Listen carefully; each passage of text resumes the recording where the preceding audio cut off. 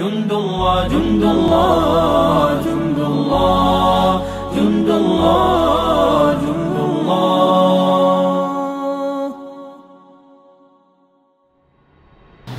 Assalamualaikum warahmatullahi wabarakatuh. Kali ini saya ingin memberikan tips ya atau saran bagaimana kita mendidik anak. Sebenarnya sih tergantung didikan orang tua sih ya Mas. Kalau misalnya kalau anak bandel itu kan kita jangan terlalu dimanja gitu. Kalau dimanja kan hasil kayak gini. Lagi pula tuh orang tuanya nggak tahu di luar tuh dia seperti apa gitu kan. Nah kalau misalnya memang orang tua yang baik kan dia ngedidik tuh supaya jangan kayak gini gitu. Kalau misalnya dimanjain kayak gini kan nanti kedepannya pasti bakal terjadi lagi yang kayak gini gitu kan. Terus ya untuk kayak kepala sekolahnya itu ya sabar aja sih, kelihatannya sih emang sedih banget ya. Soalnya kan sampai nangis tuh. Nah, untuk yang kayak gitu sebenarnya dia jangan stop kayak gitu, tetap terus didik anak-anak. Didik tuh kayak gitu itu udah benar sebenarnya. Jadi Mbak pro dengan sikap dari guru itu. Terus gimana cara mendidik anak yang baik? Didik anak yang baik itu edukasi dari kalau misalnya dari orang tua sih ya sebenarnya paling pertama itu mungkin pakai jangan terlalu manjain anak. Terus dua itu juga nggak apa-apa sih sebenarnya kalau misalnya jangan sampai kekerasan. Cuman kan setiap ibu tuh punya didikan sendiri-sendiri ya gitu ya. Paling sih kayak dari kecil dibilangin yang mana yang baik, mana yang buruk gitu sih. Menurut Mas gimana komentarnya berita yang lagi hangat? Seorang murid dicubit oleh gurunya, lalu murid itu melaporkan ke polisi dan akhirnya disidang. Gimana menurut Mas? Kalau menurut gue mah ini udah pendidikan Indonesia udah nggak benar, karena seorang guru itu sebenarnya apa yang dilakuin sama guru tadi itu sebenarnya benar, karena memberitahu bahwa perilaku anak tersebut tuh kurang baik. Tapi ya gimana ya, hukum kita tuh sekarang jadi permainan bahwa semuanya tuh jadi serba apa-apa sedikit-sedikit dimainin ke hukum, jadiin ke hukum. Ya menurut gue udah nggak bener nih sekarang hukum kita. Mas kontra atau pro dengan bahwa mendidik harus dengan fisik? Kalau gue selama fisiknya itu nggak sampai menimbulkan cacat fisik atau apa ya nggak masalah sih. Gue nggak kontra akan hal itu. Oke, pertanyaan kedua, terus menurut Mas gimana cara mendidik anak yang baik di rumah? Kalau menurut gue kita mendidik anak dengan baik itu dengan cara kita memberi contoh yang benar. Jadi bukan dengan cara kita nyuruh atau gimana. Intinya kita dulu yang ngelakuin yang hal benar, nanti anak tersebut juga akan ngelakuin hal yang sama. Ya, kita harus bisa sebagai orang yang pertama kali memberi contoh ya kepada anak tentang perilaku ya, baik itu attitude dan manner, juga bagaimana kita memandang hidup ya, siapa kita, kemudian bagaimana kita baik itu di sosial maupun juga ketika kita ada di lingkungan-lingkungan tertentu.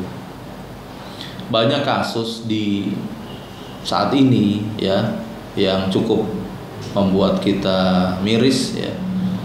Seperti misalnya seorang murid yang melaporkan gurunya ketika melakukan tindakan-tindakan tertentu, misal seperti mencubit ya, yang mungkin ya kita tidak pernah melihat dari sudut pandang yang semestinya. Apakah murid yang bersangkutan itu melakukan sebuah kesalahan atau tidak ya? Karena bisa jadi mungkin karena sudah di warning ya, mungkin sampai beberapa kali, terus kemudian diajukan ya untuk dikasih pemahaman oleh guru-guru BP misalnya gitu ya. Tapi anak-anak yang punya kenakalan biasanya memang tidak menganggap warning atau edukasi itu sebagai hal yang bisa mencegah dia untuk melakukan hal-hal itu kembali. Nah, kita sebagai orang yang mencoba ya untuk memperhatikan bagaimana karakteristik anak, mungkin bisa saya kasih beberapa saran. Yang pertama, kita harus jadi orang yang menjadi contoh yang tepat ya. Apabila kita misalnya memberi edukasi tentang bagaimana sikap kita sebagai seseorang yang seharusnya. Kalau orang yang masih muda menghormati yang lebih tua, ya. Terus kemudian kalau sebagai murid bagaimana memperlakukan gurunya. Jadi adab-adab seperti ini memang harus kita kasih di rumah sebelumnya, agar itu menjadi sebuah hal yang bisa menjadi kebiasaan, ya, bukan hal yang baru untuk dia cerna terus kemudian dia tidak menyukainya pada akhirnya. Contoh misalnya kita mulai dari aktivitas rohani atau spiritual ya. Apabila kita ingin anak-anak kita menjadi pribadi-pribadi yang baik ya, maka mulai dari bagaimana agama itu masuk kepada pemikiran-pemikiran dia. Contoh sholat ya. Sholat ini banyak sekali hikmahnya. Salah satunya dia bisa berjamaah. Ya, kalau kita ngomong berjamaah berarti dia bisa bertoleransi kepada orang-orang yang di sampingnya. Ya. Dia bisa mengikuti aturan. Kalau Rasul menyarankan kita sholat berjamaah, dia bisa mengikuti peraturan itu, datang ke masjid berjamaah. Terus kemudian Rasul mengajarkan untuk merapatkan saf dan barisan. Nah, dia juga harus bisa menerima itu. Dan pelajaran-pelajaran yang simpel seperti ini itu berdampak bagus sekali ya. Tanpa sadar dia bisa mengikuti aturan. Ketika dia misalnya diajari tentang adab memperlakukan orang tua, tidak boleh berkata tidak boleh membentak, tidak boleh kemudian menyakiti hati orang tua. Nah, apabila ini sudah bisa kemudian dilakukan oleh anak-anak kita, maka itu akan berdampak di kehidupan sosialnya dia nanti di luar sana. Ketika dia berhadapan dengan guru, maka dia akan cenderung menghormatinya dan juga kemudian mengikuti arahan-arahan dari guru tersebut. Jadi, basically pelajaran-pelajaran seperti ini itu bisa kita kemudian mulai dari rumah, ya. Yang efeknya nanti itu bisa dia pergunakan di kehidupannya dia. Ya. Kalau kita bicara tadi di aspek rohani atau spiritual, maka ini menjadi pondasi awal bagi anak-anak kita, ya, mengikuti rules, mengikuti aturan Allah, maka dia akan mudah mengikuti aturan manusia. Ya, dan kalau andai kata aspek rohani atau spiritual ini kita abaikan, maka dampaknya itu memang akan kita lihat anak-anak kita hidup tanpa aturan, ya. Dia tidak lagi takut sama manusia, sedangkan takut sama Allah aja tidak, gimana sama manusia, gitu ya. Maka saya perlu tekankan aspek rohani ini menjadi fondasi utama. Sebetulnya saya sebagai masyarakat, saya juga sempat dengar dan berkali-kali ya ada masalah tarawih di bulan guru yang terakhir kemarin yang katanya dituduh itu anak polisi ya. Anak itu dilakukan polisi. Ya sebetulnya sih sangat prihatin gitu ya. Kenapa nggak diselesaikan secara kekeluargaan gitu? Kalau mungkin kan kalau disalahin muridnya atau gurunya, mungkin muridnya juga apa udah kebangetan atau gimana kan nggak tahu. Ya, tapi sedangkan prosesnya akan manusia kan menyelesaikan di sana. Saya sebagai masyarakat itu kontra dan kekerasan. Ya pastinya kontra dong, nggak bisa dong dengan kekerasan yang dilakukan dalam institusi atau apa itu kan saja sebagai seorang guru sebenarnya ya kalau untuk mendidik anak sih sebagai orang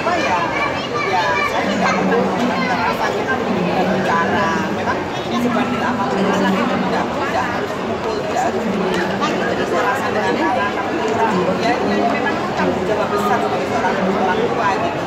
Cuman kalau bisa kita namanya juga nasihat dengan ya paling marah lah, nggak marah itu sampai meledak gimana gitu. Marah gitu. Kalau menurut saya sih daripada gurunya cubit sampai biru kan berarti keras banget ya. Mendingan gurunya itu ngasih surat peringatan ke orang tuanya untuk orang tuanya dipanggil. Daripada dia nyubit doang, bahkan mendingan dia mukul untuk pakai penggaris daripada dia kan nyubit sampai biru gitu, berarti kan tandanya keras banget gurunya nyubitnya. Kalau saya sih lebih pro ke orang tuanya. Oh gitu. Berarti nggak setuju dengan kekerasan? Enggak. Terus gimana cara mendidik anaknya? Kalau mendidik anak yang baik sih intinya dari contoh orang tuanya ya, kelakuan orang tuanya tuh kayak gimana. Terus ya pokoknya yang diajarin yang baik-baik sesuai agama. Yang kedua, kita mengajarkan kepada anak-anak kita bagaimana berhadapan dengan kehidupan sosial ya. Contohnya aktivitas sosial. Anak itu akan cenderung melihat ya bagaimana aktivitas sosial yang dilakukan oleh orang tuanya. Ya. Cara kita memperlakukan orang lain misalnya. Ketika kita misalnya golongan yang mampu misalnya ya. Ketika kita terlihat oleh anak kita memperlakukan orang-orang di bawah kita, terus kemudian kita memperlakukannya dengan tidak hormat, dengan tidak menjunjung norma-norma yang sepantasnya, maka tanpa sadar perilaku itu langsung menjadi hal yang menurut si anak hal yang boleh dilakukan atau yang patut dilakukan, padahal itu hal yang salah. Nah, kita harus bisa memperhatikan itu.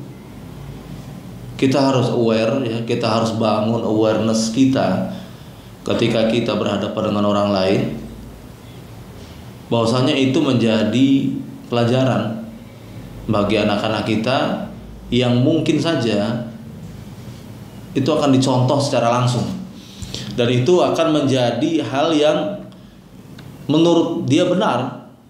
Nah, contoh bisa jadi ketika dia melihat ya bagaimana orang tuanya semena-mena terhadap orang lain ya, bagaimana orang tuanya memperlakukan orang lain dengan cara-cara yang tidak pantas.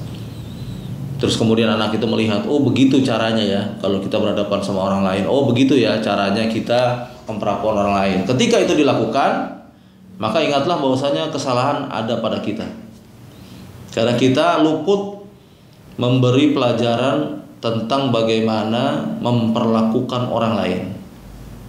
Kalau kita runut tadi ke pelajaran nomor 1, bagaimana kita mengedepankan agama di kehidupan anak-anak kita dan keluarga kita, maka insya Allah hal yang menjadi poin nomor 2 ini sudah tidak menjadi kendala. Kenapa? Karena di agama kita itu cukup ya, di situ ada peringatan ya, baik itu peringatan yang keras maupun peringatan yang lembut, dan juga ada bagaimana kita kemudian melakukan amal-amal baik atau amal-amal saleh itu mendapatkan ganjaran pahala. Nah, ketika dia membiasakan diri untuk mengikuti hal-hal yang berhubungan dengan adab bersama kaum muslimin dan lain sebagainya, maka kita tidak perlu khawatir bahwasanya hal-hal yang bisa kemudian dia pelajari itu insya Allah hal-hal yang baik, yang contohnya dari Allah dan Rasulnya. Tentang murid yang dicubit oleh gurunya, terus akhirnya murid itu melaporkan guru tersebut ke polisi dan akhirnya guru tersebut disidang. Kalau menurut saya sih ya Mas ya, sebenarnya orang tuanya sih yang berlebihan, apalagi kan disuruhnya itu nggak disuruh negatif ya. Setahu saya itu disuruh sholat sama emang anaknya rada bandel sih ya. Nah kalau menurut saya dicubit itu nggak terlalu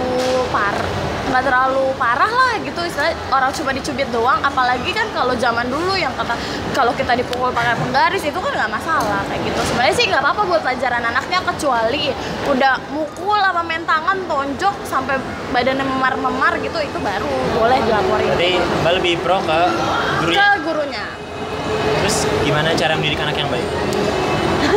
Cara mendidik anak yang baik, mungkin kalau misalkan dia susah dibilangin. Kalau cuma sekedar kalau misalkan dibilangin pakai mulut itu dia nggak bisa, ya mungkin dicubit sedikit gitu, nggak terlalu sampai yang parah digebukin atau gimana, itu nggak masalah. Kayak gitu sih paling. Gimana menurut Mas, seorang murid yang dicubit oleh gurunya, lalu murid tersebut melaporkan gurunya ke polisi dan akhirnya guru tersebut disidang? Peraturannya dulu, kalau di sekolahnya bener ada peraturan boleh dicubit, dan itu di situ dijelasin nggak boleh melapor, ya ngambil dari situ aja. Kalau menurut kekerasan sih, kalau misalnya sesuai ada peraturan, ya peraturan aja dilakuin. Kita kan nggak ada hukum, ikutin peraturan aja dulu gitu aja sebenarnya. Mas pro atau kontra dengan kekerasan dalam didik anak?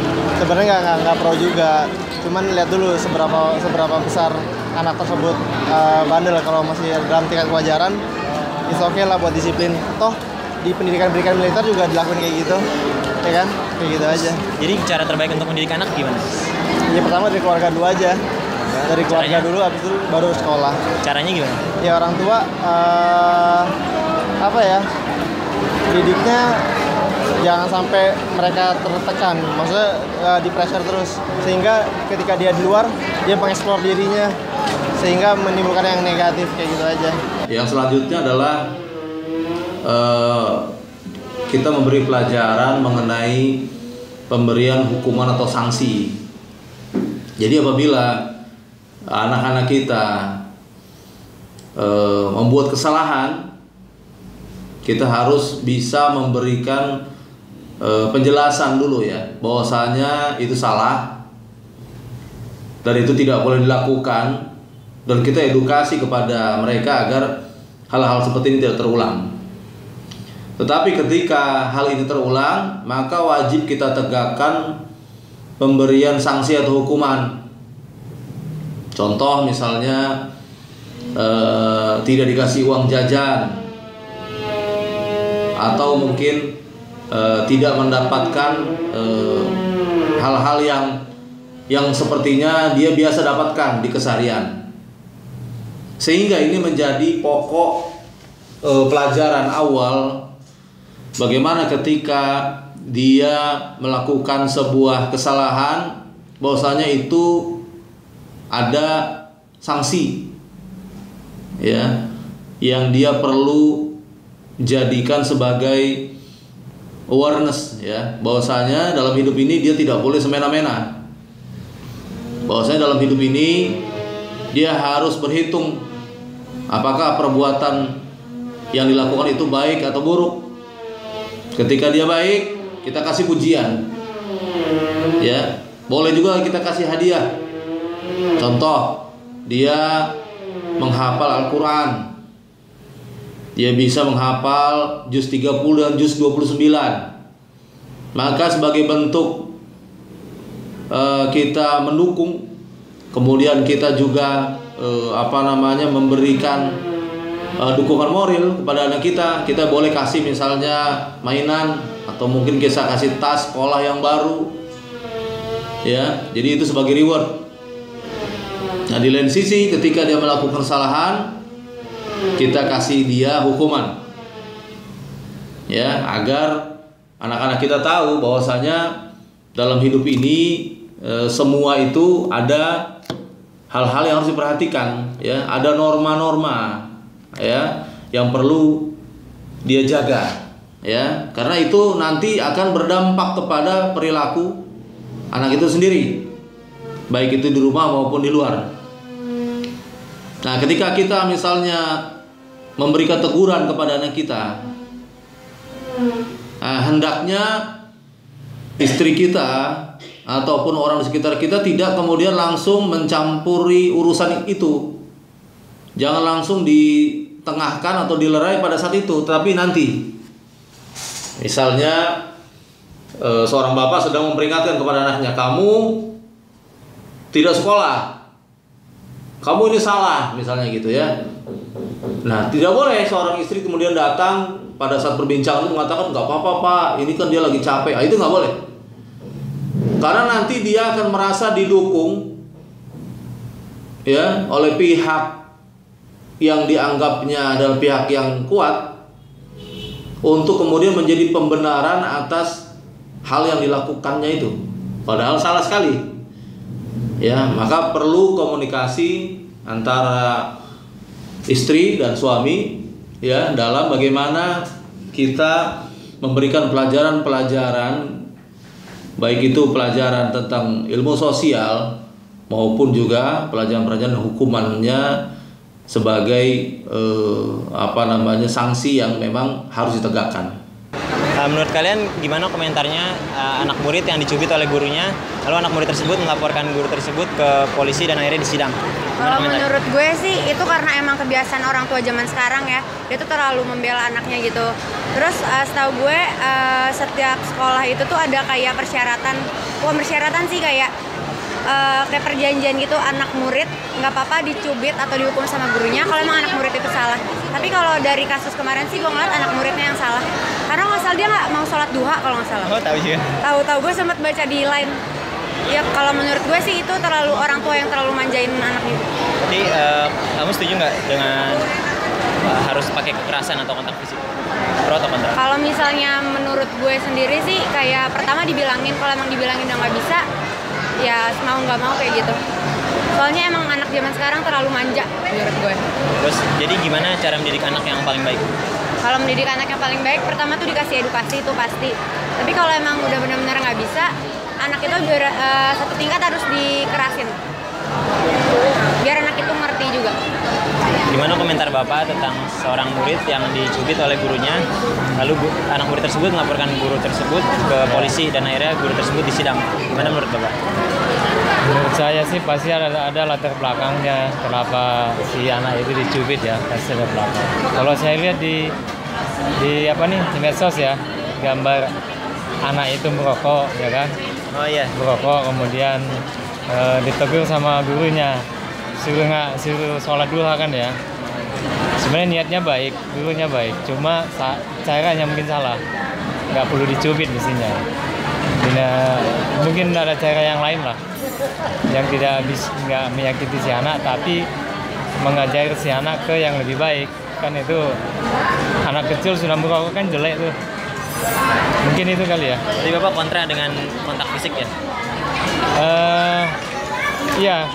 Harusnya sih anak itu jangan sampai kalau kontak fisik jangan sampai melukai anak gitu ya.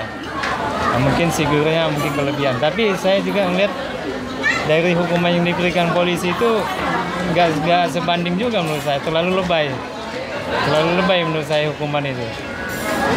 Kalau nggak salah di penjara ya. Ya, lagi di sidang sih. Iya, lagi di sidang. Nggak mesti sampai segitu sekali sebenarnya itu. Terlalu diekspos ya. Jadinya seolah-olah ini diekspos gitu. Yang diekspos itu malah kasus yang guru mencubit anak. Tapi harus lihat juga bahwa di balik itu apa? Untuk mengajar si anak sebenarnya supaya jangan masih kecil udah merokok. Mungkin jelek ya. Lalu menurut Bapak bagaimana cara yang baik dalam mendidik anak? Ya sebaiknya menyampaikan nasihat, tapi jangan sampai melukai si anak gitu. Kalaupun perlu hukumannya hukuman yang mendidik. Misalnya tidak dikasih uang jajan 1 bulan misalnya. Atau kalau dari guru mungkin dikasih tugas yang banyak.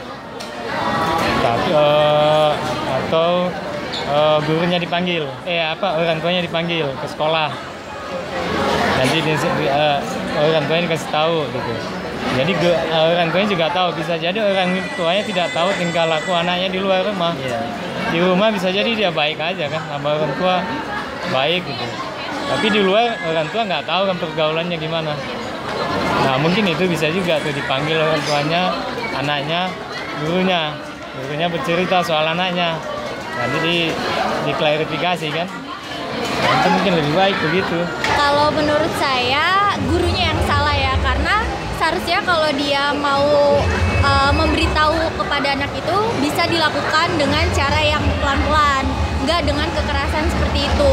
Dan salahnya orang tua itu seharusnya bisa diselesaikan dengan cara musyawarah kepada kepala sekolahnya itu, nggak usah sampai ke pihak polisi. Jadinya bisa mereka selesaikan secara dewasa. Tapi kalau anaknya memang bandel? Mungkin lebih ke bilangin ke orang tuanya bagaimana orang tuanya itu mendidik anaknya itu. Jadi guru kan hanya bisa memperlakukan dia di sekolah bagaimana kan ya semestinya. Nah, untuk perilaku anaknya di rumah itu kan kembali lagi ke orang tuanya mereka gitu, Mas. Gimana cara mendidik anak yang baik? Kalau menurut saya mendidik anak yang baik itu kan anaknya nggak mau sholat ya, diperintahin nggak mau sholat, itu mungkin dari faktor orang tuanya. Mungkin dari orang tuanya itu harus mempraktekkan terlebih dahulu untuk mengajarkan anaknya sholat, jadi anaknya pun ikut mempraktekannya juga gitu. Kemudian kita harus ajarkan juga bagaimana cara mengendalikan emosi. Ya, contoh kita mungkin dalam kondisi-kondisi tertentu memang bisa saja ya tidak terkontrol.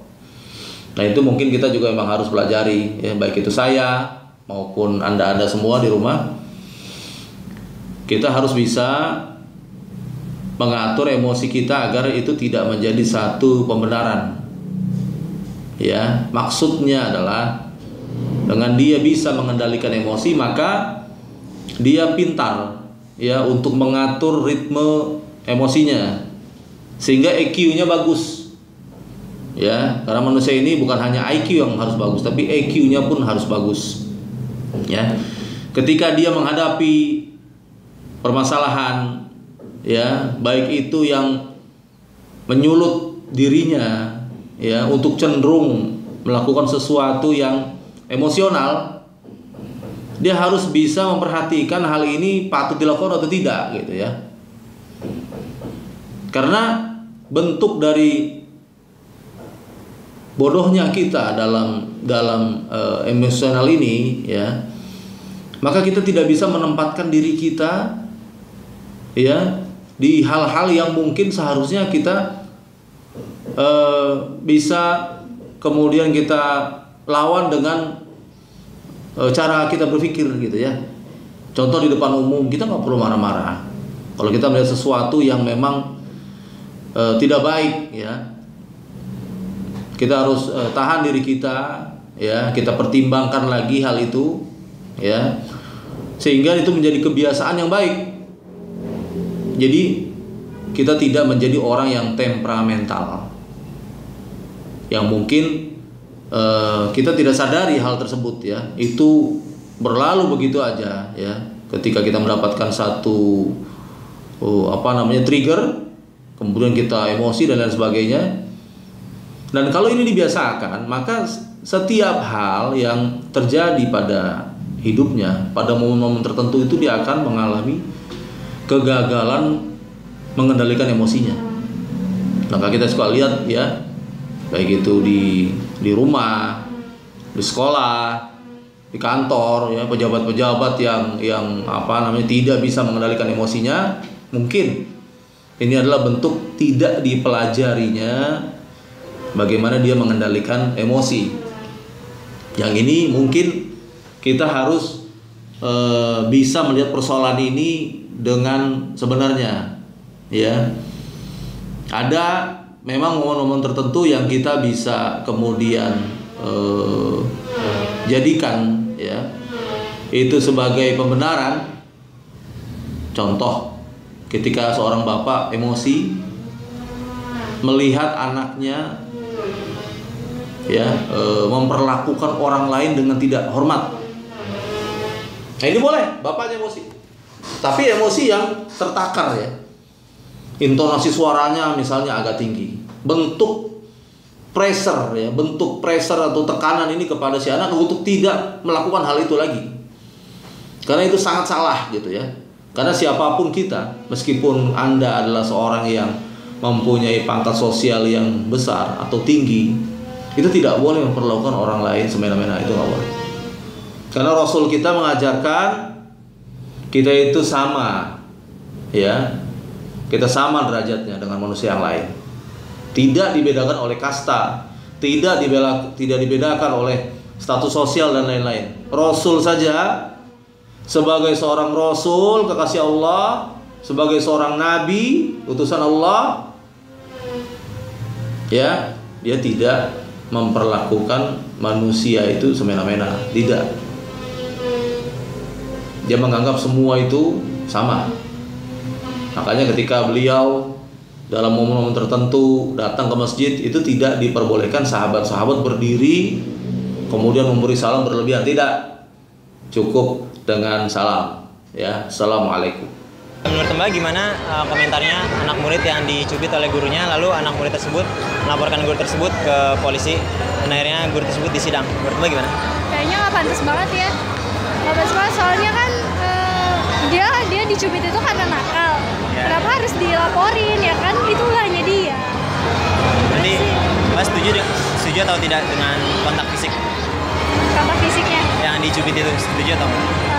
Sebenarnya sih nggak juga, cuma ya kan guru ada alasannya kenapa guru itu nyubit ya kan.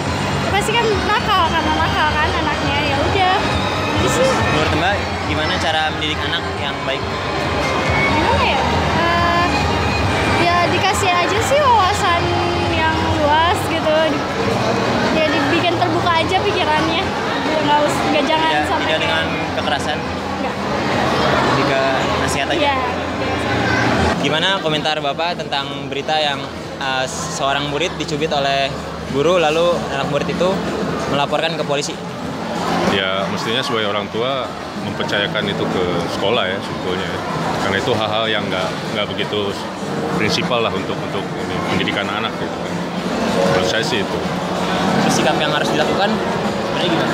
Yang harus dilakukan ya satu sisi itu harus menjadi pelajaran buat orang tua dan gurunya juga sebetulnya gitu. Bagaimana cara mendidik yang baik sebetulnya tidak harus dengan Jadi menurut Bapak fisik. perlu dengan fisik atau tidak? Sebetulnya tidak perlu, cuma kalaupun sampai seperti itu ya sebetulnya kita harus saling mengerti lah gitu sebetulnya. Ya. Terus menurut Bapak gimana cara mendidik anak yang baik? Ya sebetulnya dengan kurikulum sekolah yang ada sekarang ini sudah bagus. Kalau dengan pendidikan di rumah? Pendidikan di rumah sekarang kan terkaitan apa di kota besar gitu. Kota besar ini sebenarnya kita lebih mempercayakan anak nih ke sekolah gitu. Ya kan? Waktu kita habis di kantor, di kerjaan gitu. Kemudian kita juga harus ya memberi pelajaran kepada anak-anak kita, yaitu tidak boleh berlaku kasar. Ini sebenarnya masih ada hubungannya dengan poin yang tadi ya. Tapi ini lebih kepada tindakan. Ya. Misal ada bersentuhan antara motor dengan motor di jalan karena momen-momen tertentu. Nah, kita ajarin jangan sampai kita tiba-tiba langsung pukul orang di belakang kita yang nabrak kita atau dan lain sebagainya. Kalau bisa kita cooling down gitu ya. Kita lihat situasinya apa ya. Di momen-momen tertentu misalnya kita bersinggungan dengan tetangga kita, tidak boleh kita langsung tiba-tiba menyerang tetangga kita ya, karena tetangga kita saudara kita yang paling dekat. Nah, kalau masih bisa segala sesuatu yang kita bicarakan saja. Nah, itu penting untuk menjaga ukhuwah, untuk menjaga juga persaudaraan ya. Orang Islam yang mengaku mukmin itu memperlakukan tetangganya baik ya. Kita mempunyai adab-adab bagaimana baik terhadap tetangga, tidak membuat mereka kemudian resah, tidak membuat mereka tidak nyaman ada di dekat kita. Kita tidak seperti itu. Rasul mengajarkan kalau kita masak aja jangan sampai asapnya itu tercium, kita nggak kasih masakannya untuk mereka cicipi. Nah, kita tidak demikian ya, apalagi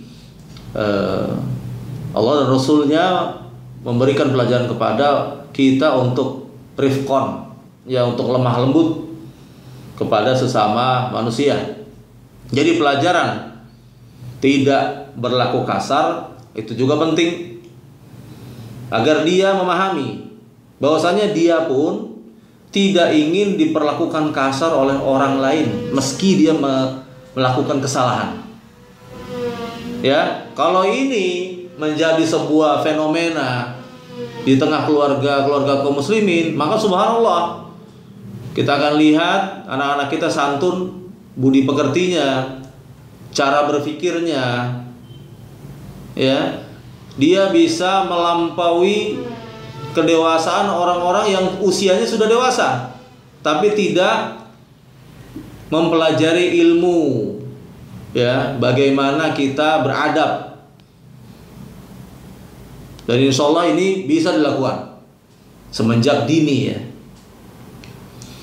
Dan apabila kesemuan itu bisa kita lakukan, maka insya Allah ini menjadi solusi bagi keluarga-keluarga Muslim pada umumnya dan juga keluarga-keluarga Indonesia agar budi pekerti, ya, terus kemudian bagaimana kita memperlakukan diri kita, memperlakukan orang lain itu bisa lebih baik dan lebih baik dari sebelumnya. Itu saja tips dari saya. Saya Abu Albani dari Abu Albani Center mengucapkan taqabbalallahu minna wa minkum bagi saudara-saudara saya yang Islam. Semoga tahun ini, Ramadan ini, semua amal ibadah kita diterima oleh Allah dan itu menjadi hikmah yang banyak buat kita semua. Assalamualaikum warahmatullahi wabarakatuh. Pertama kali saya mengalami gangguan kejiwaan pada usia 17 tahun. Saya didiagnosa mengalami skizofrenia. Bila saya tidur, kemudian saya mati.